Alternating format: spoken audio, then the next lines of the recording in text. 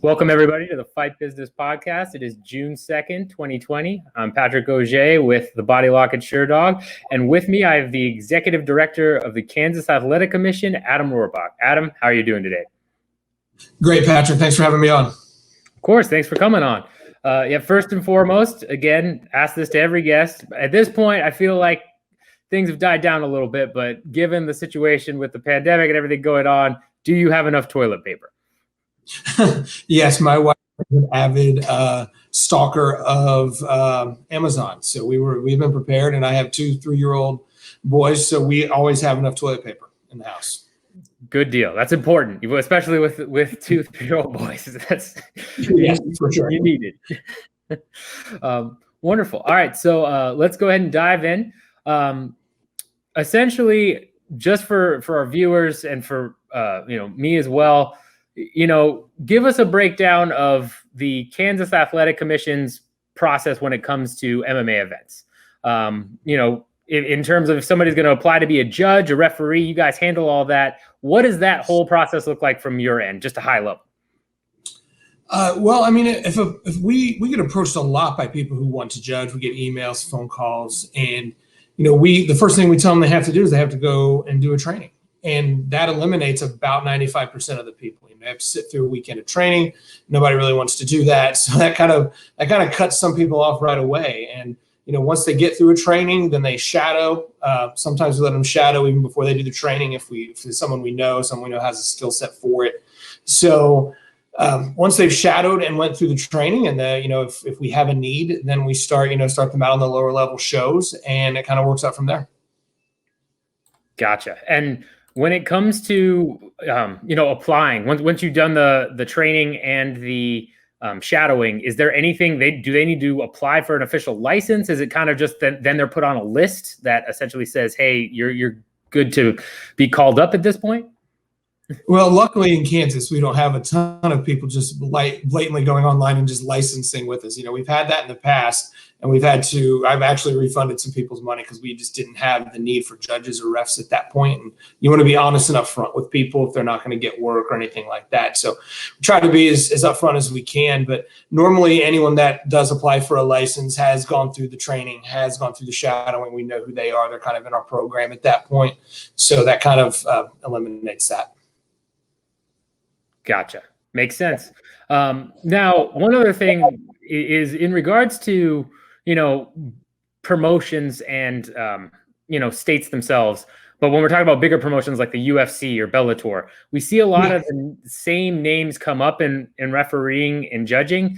Is that a call that's made on your guys' end to have the most experienced people in there? Or do they have some kind of, do they have any say in who refs or judges for them? That's a kind of a loaded question, but I'll answer it as best as I can and as openly as I can. I mean, we've hosted one UFC. I've overseen, I think, 4 Bellators. We host Invicta about every month, short of an international pandemic happening. And so, when we received the call from the UFC that they were coming, I called up a fellow commissioner who hosts a lot of UFCs, and just kind of picked his brain as to who we should have in. He gave me a list. Hey, here are some of the top officials in the world. Here are some people who I know. Here's some people who would be accepting of your call, and kind of went from there. On the judges' side, I think on the refs, I think we all know who the best refs in the world are.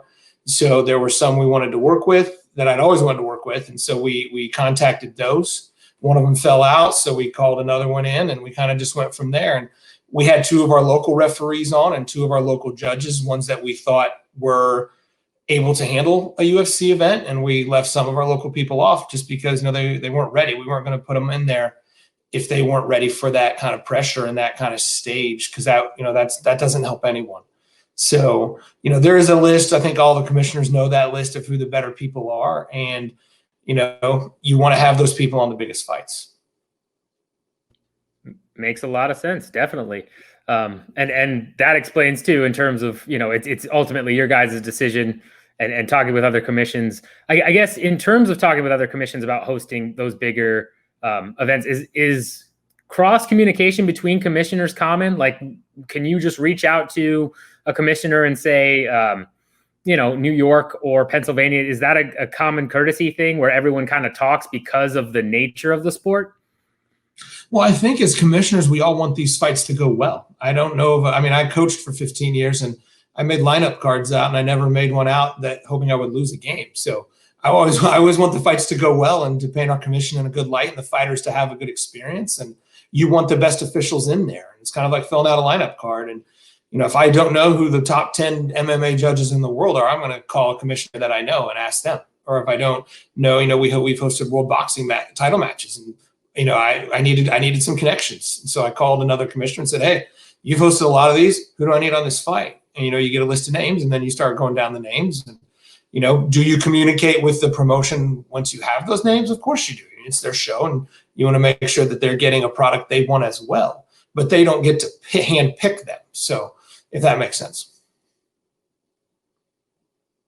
Yeah, makes perfect sense. Especially again, given the way that the commissions function, makes a lot of sense.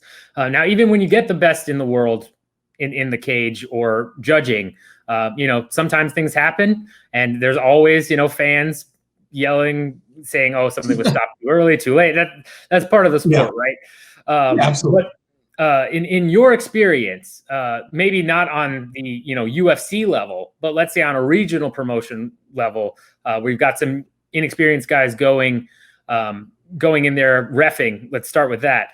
If a ref makes, say, a blatantly wrong call on a regional show or something that seems egregious on the outside, in your experience, have you seen that happen? And if that does happen, is there any discipline or anything that happens on your end, or is it just kind of we take steps to educate them further, that type of thing?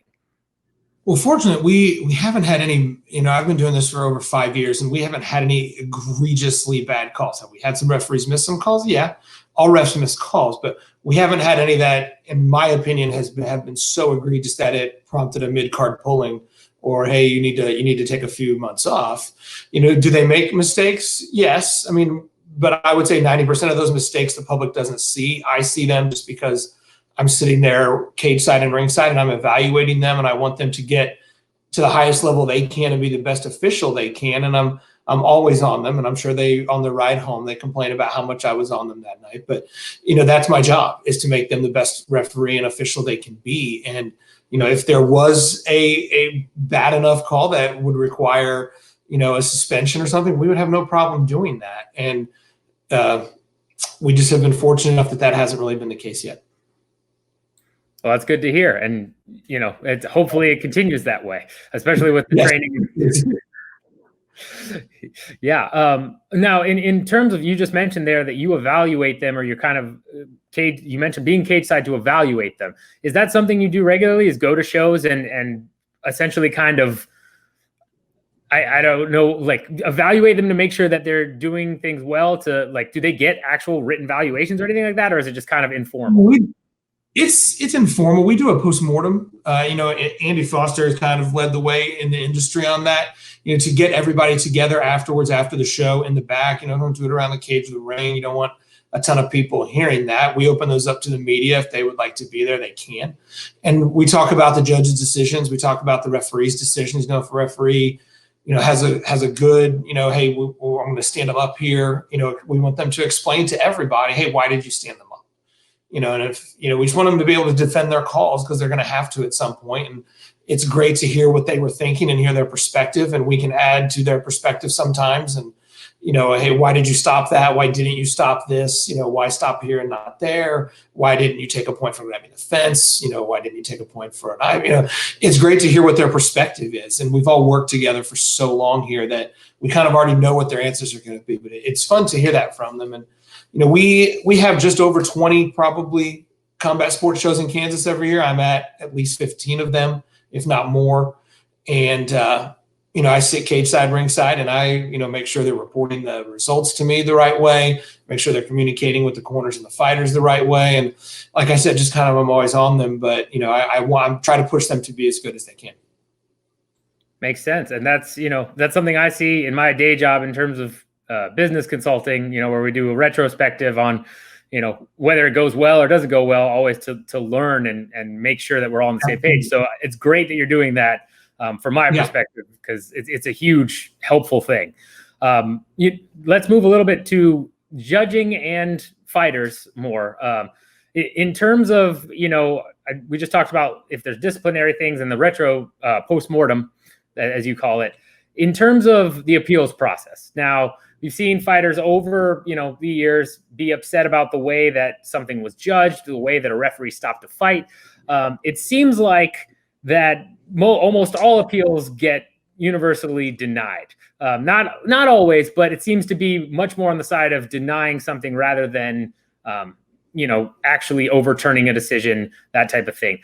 Are there strict guidelines that you have, or strict things codified that essentially makes it so that it's almost always going to lean towards one way or the other, depending on like clear set rules? Or is it more of a commission discretion, that type of thing? What does that whole process look like? Well, I think you laid it out well in your article about how, what can a fight be overturned for as far as a judge's standpoint. It has to be, collusion, or basically you found them cheating or they didn't, or they had the wrong corner for the fighter. It's got to be something that's not subjective or objective. And so it has to be something where they made a mistake, an intentional mistake. They did something so egregious that, hey, that's his brother fighting, or that's a relative, or hey, I thought Mike was in the blue corner, but it's Paul, something like that. That would be something we could overturn. What we have done since I've been here is that if there is a close fight, and if one camp is just really upset, or we just want to see how our judges are doing, we will send those out for peer review, and we send those to that list of judges that work all the UFCs, and John McCarthy's helped us on us, Rob Hines has helped us. Hey, can you watch this and make sure that our judges are seeing it the right way? And they'll usually get back with us within a day or two of, hey, here's how I judged it. Here's why I judged it this way. Take nothing away from the judges that were there, but you want to see how your judges are standing up against the best in the world. And it's great to get that perspective. Definitely. And that sounds, again, like a great process just in terms of getting an outside set of eyes to look at something, especially someone like John McCarthy or established names in the sport, looking at that to make sure judges are going the right way. If you have a case where, let's say a judge gave someone a 30-27 and all the other peer review judges gave it 30-27, 29-28 to the other guy, do you sit down and talk with the judge then? Do you give them that feedback, or is it kind of that feedback is just for your eyes only, and then you have a discussion with them separately? I think yes to both. I mean, there's a lot of the stuff I don't tell them that we hear back, but if we get back, hey, we sent it out to Mike Bell, to Sal D'Amato, to all these guys, and they saw it exactly the way you guys did. You guys are nailing this, and we've had some really close fights with Invicta. Shannon's an excellent matchmaker, too good sometimes. A lot of those fights go the distance, and they are razor thin, and it's great to get that backing from those judges. Now, when our judges are off a little bit. We had a card, I think, without off the top of my head, 6 of the 8 fights, I think, went the distance, and they were all splits. And so I did a pretty deep statistical dive on, which judges are splitting the most. So we went back and looked at all the Invicta fights that we've hosted, which judges are splitting the most. I had a conversation with a couple of them and say, hey, what are you guys seeing here? And then, lo and behold, 2 shows later, we had no splits. Nothing that I did, but again, small sample size, with only having 4 or 5 shows at that point. But I am at least constantly looking at the statistical side of it as to how our judging can be better. It's kind of hard to, have them watch the fights in a different way, because that's why we have 3 judges. That's why we take judges with different backgrounds. You don't want them to change what they're doing or get in their head too much, but we need to keep our eye on, are they using groupthink? Are they all seeing it the same way on purpose, and things like that. Definitely. And again, that's from a consultant perspective, that's great to hear, because that's the type of stuff, if you were running some type of business, you'd be doing that type of stuff, statistical analysis, constant outside feedback.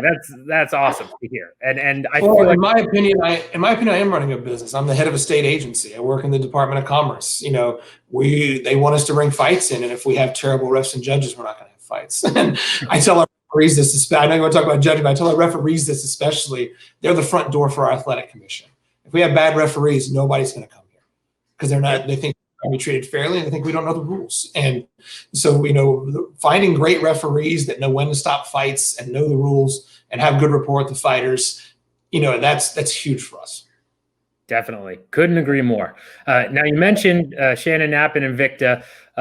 Obviously, you have been at the forefront of the open scoring. And that's one word for it. On the front lines might be the better word for it. But.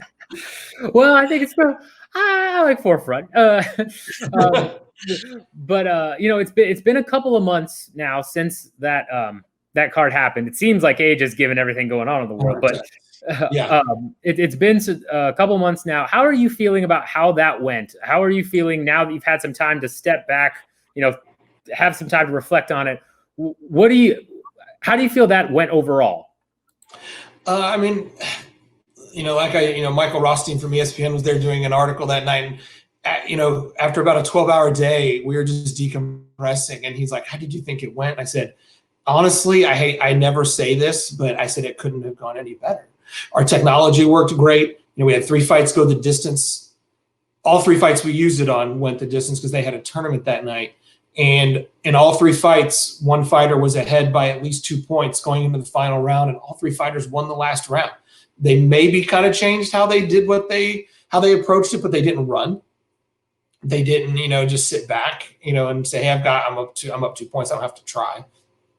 They pushed forward and kept winning. And so, we haven't seen any negatives yet. Granted, that's an extremely small sample size, and we're going to track it. We're going to use it this weekend if the promoters wish, and we'll see how it keeps going. It may not be the best answer for MMA, but in my opinion, I think we need to try it. 100%. And you just mentioned that you might use it this weekend. And it's up to the promotions. You kind of hinted at that, because one of my next questions was, is this let's say that New York again decides we want to do open scoring.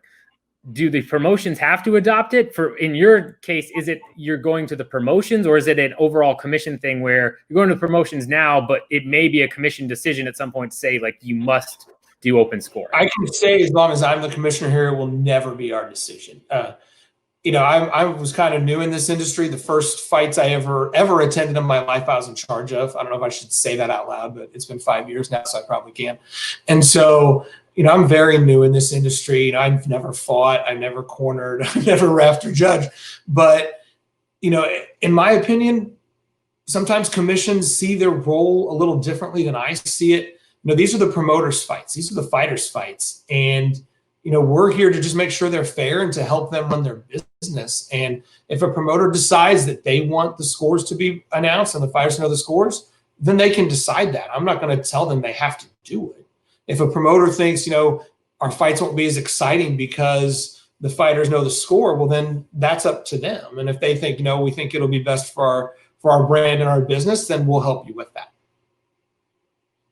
Makes sense. And with that in mind, have any promotions following Invicta 39, have any promotions reached out to you? Have you been in discussions with anyone, whether it be regional or, more national or international? No, not about the real-time scoring. I think, unfortunately, the coronavirus hit the next week. We were set to host a bare knuckle on that Saturday, Dave Feldman's bare knuckle fighting. They were going to utilize it because of how well it worked at Invicta. We're going to use it this weekend. We haven't had a fight since we've used it that didn't use it, because that's the last show we've had. So it's kind of hard to tell moving forward what promoters will want to do. We haven't had anyone say, "Hey, we loved how it went, we're bringing our business to Kansas," but we also haven't seen it the other way either. But I guess time will tell on that as we move forward. But I know Shannon is planning on using it at their next event. She really liked it, and the fighters loved it. And we know though you do hear the negative stuff out there, and that's fine. I'm a big boy, I can handle it. But in my opinion, I haven't heard anything said about me or the system that trumps the fighters knowing the score of their fight. I couldn't look a fighter in the eye and say, you don't need to know the score of your fight. Like your article said, they have so much money in their career on the line. The least we can do is tell them the score, man. Like, that's a very simple thing. 100%. Yeah. No, I mean, especially given the way that their income stream works, I'm exactly with you. I'm a fan of open scoring. With that being said, do you think just in general, open scoring will eventually become more common and be the commonplace practice, say 10, 20 years down the line? I would say if I didn't think so, we wouldn't be doing it. I've been a champion of this for a while, just because, I coached college softball for 15 years, and I couldn't imagine my paycheck or raises or other jobs I'm applying for being based on me winning and me not knowing the score of the game till it was over. I would get out of the business because I can't control that. And so, we want to give the fighters as much information and control as they can over their careers. And, to me, knowing the score, I can foresee a future where it's in 2 or 3 years, I think all commissions could be using this. And it's going to be up to the fighters to push for it, because I can sit here in Kansas and say we're going to do it, and our local promotions can do it. And obviously we have a huge platform with Shannon and Invicta. But, until fighters get out, Max Holloway's a huge fan of it. He flew out on his own dime to Kansas to watch it and to help us promote it, and was great. He actually came to our postmortem and talked to us about it. And I think the more big fighters we get on board with it and say, hey, we really want this, it's going to be hard for commissions and promotions to say no to them. Yeah, no, the fact that you had Max Holloway just fly out there because he was such a staunch supporter of this. You had Megan Anderson. You have so many people that are coming out, fighters saying this is important, this is great. So I'm with you there as well. Now, in terms of promotions, talking about it, you basically said that you've had some discussions. Have there been any other commissions that, following that February show, have there been any other state commissions that said, hey, we're looking about trying to implement this? What process are you using? That type of thing? Oh man, like you said, it seems like 3 years ago that happened, but I think a couple did reach out. There were a couple articles where some commissioners had some not unflattering things to say about it, but that's their opinion and they're welcome to those.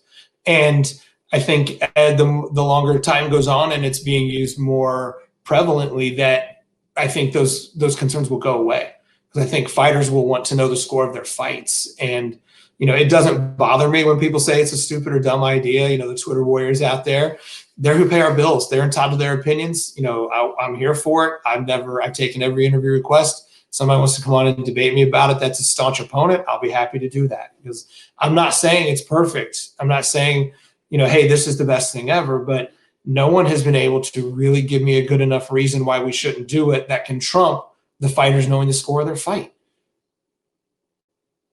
Yeah, no, I mean, I'd love to see that debate, just because I don't know how someone could debate it because, like you said, I can give you the talking points. I've heard them all.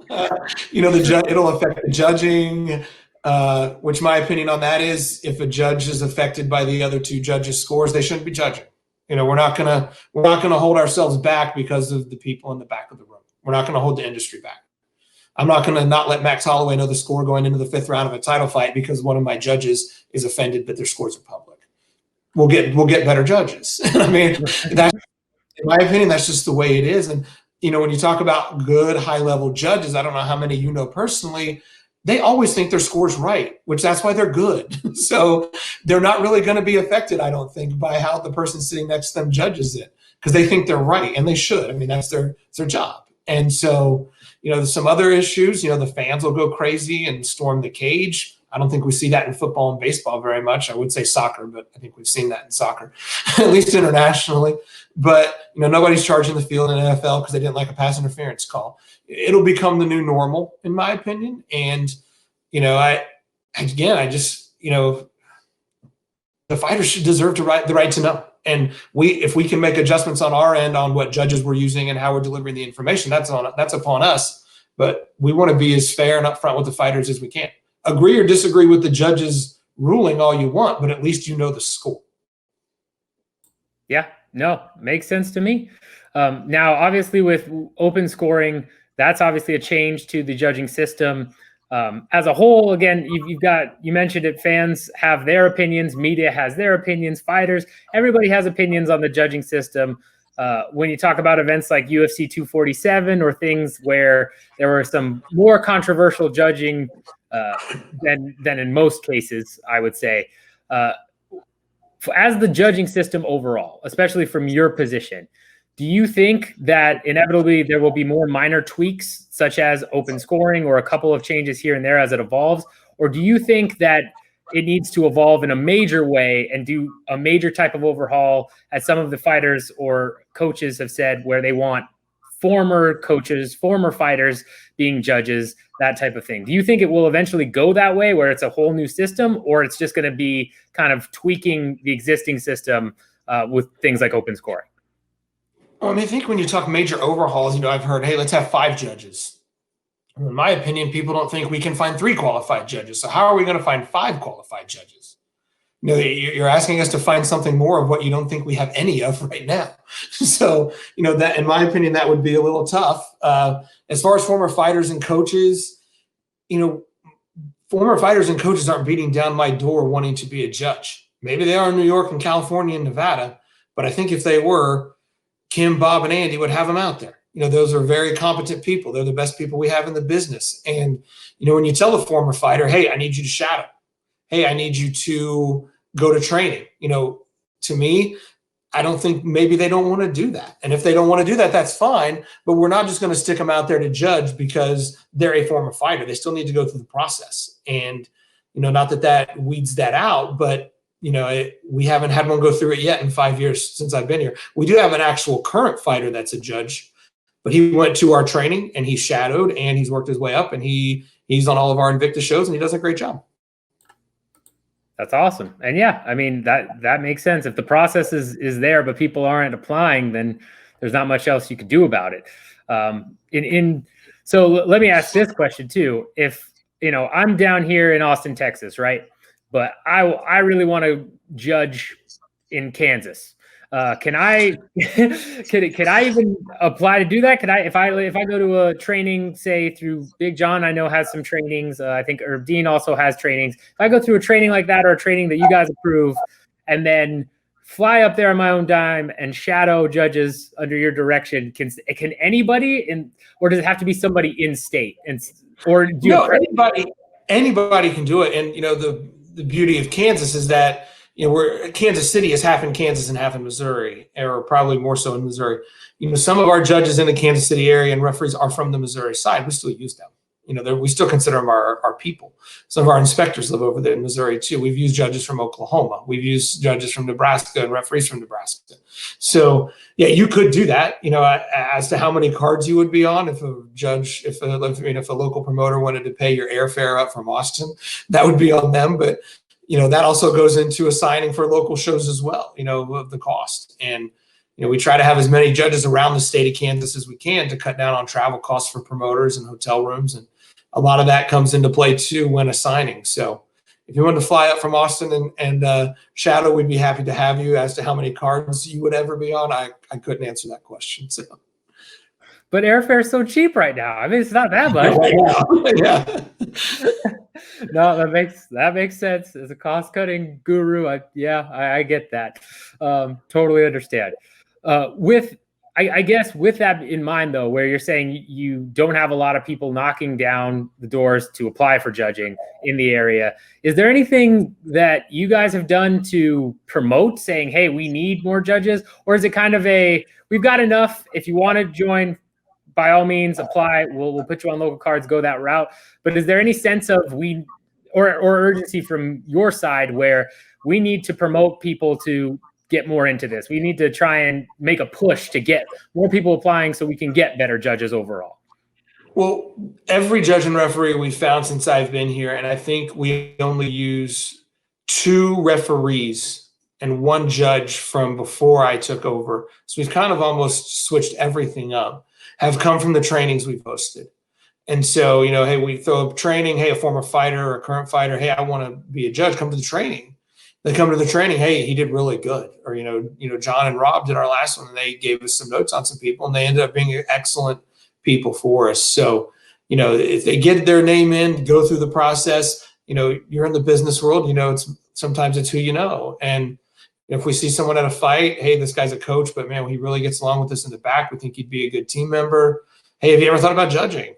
Yeah, they'll be like, yeah, I have. Well, come out and shadow and see if there's something you want to do. And some of those have worked out and some haven't. And, but I think you're always keeping your eye open for talent. And if you see talent, you see someone that you think can help us out down the road, you definitely plant a bug in their ear and say, hey, next time we have training, we'd love for you to come and go through it, and kind of just rolls from there. Makes sense to me. Yeah. I mean, especially it's having worked with government agencies as well. It is always about who you know, as well as your qualifications, that combo. So that sounds right. Yeah, it's just reality. I know it's not fair sometimes, but it's just reality. We're a close-knit family, and we work together a lot of nights, late nights. I've had referees drive 6 hours with me in a van to the other side of the state of Kansas, or like from Austin to El Paso. And we're in a van together for 12 hours. We better like each other. So, of course, officials as well. But you close that door in the back, we can say anything we want. But when the door opens, we're a united team. And you may not agree with the call that your buddy made, but man, you better be able to go out and defend it, because if you go and say, hey, I thought he made a bad call, that's going to cause some problems. So, we educate them on good ways to say things. Like, if you don't agree with the judge's decision, just don't say anything. Just say, hey, my line is I wasn't watching it as a judge. I was looking at other things. So it is what it is. Judges aren't perfect, refs aren't perfect, but at the end of the day, they're trying their hardest. They're not out there to screw anybody. They're doing their best for $250 a night, maybe some travel money, maybe some pizza if I'm feeling generous that night to buy some pizza. And then they go back to their day jobs, and they're out there trying, and we don't need friendly fire taking them down. So. Yeah, no, and again, just that whole camaraderie, I think, is something that a lot of people don't know. I think a lot of people think like, the judges get assigned, refs get assigned. They don't really know each other. They just kind of show up, they all get together, and then they leave. Yeah. But you paint a completely different picture of like, nope, we work together. We're constantly trying to improve. It seems much more like a team environment. It is. And, coming from the coaching world, that's one thing I, tried to implement here was I need to know who my team is. I need to know who we can put on the bigger events, who needs more work, who needs to work on their striking judging or their grappling judging. Hey, here's some fights to watch. You just assess your talent and put it in the best position they can to succeed. I would never put a brand new referee on a UFC event. They're going to work boxing in Abilene, Texas. That's just the way, or Abilene, Kansas. That's just the way it goes. And you can work your way up. And our goal is that they all work their way up, but they have to pay their dues. And when you start, kind of like we talked about former fighters, or former fighters going to want to drive 6 hours to Liberal, Kansas, or Elkhart, Kansas, to judge 15 amateur MMA fights for $150? Probably not. And so, but that's what you have to do. And at least in Kansas, you do. We don't give events on seniority. We give it on talent, and talent plays. And, if you jump to the top and you're really good, you're going to get in there. And just because you've been working here for 15 years doesn't mean you get to do Invicta, Bellator, or the UFC. Again, great to know that it's not a seniority system. It's talent-based. I'm all for that. Again, I think, as a business consultant, you're saying all the things that I wish my clients would be telling me. Like, you have no idea. I would love to hear this from so many different companies. But yeah, I mean, that's all the questions I had. Thank you again so much for the time. I really appreciate it. It's been extremely informative. Thank you so much, and would love to have you back, especially as open scoring grows. And who knows, maybe in this crazy world, I will drive up there and try to do a training, shadow a little bit, see if I can get on a few regional cards, see what happens. We'll send you to Hayes, Kansas next time we have a fight there. We'll see so you just don't want to judge for $150. But anytime when all this calms down, I know we are going to have another training in Kansas City. We're housing the Department of Commerce. As I said, our Secretary of Commerce, David Toland, is very, very big behind what we're doing. So he's going to give us some money to play with on that. So we're going to bring in John, hopefully, and bring in some other people and host a big training. And we're going to open it up for the media. So if you want to come up, it's on our – we won't pay for your flights are cheap, so you can get up here. But we'll cover your training, and, we'd love to have you up. Turn it around on me. Yeah, that's true. All right. I'll pay for my own travel. It's out there now, so – All right. Well, thanks again so much. Really appreciate it. Hey, no problem, Patrick. Thank you.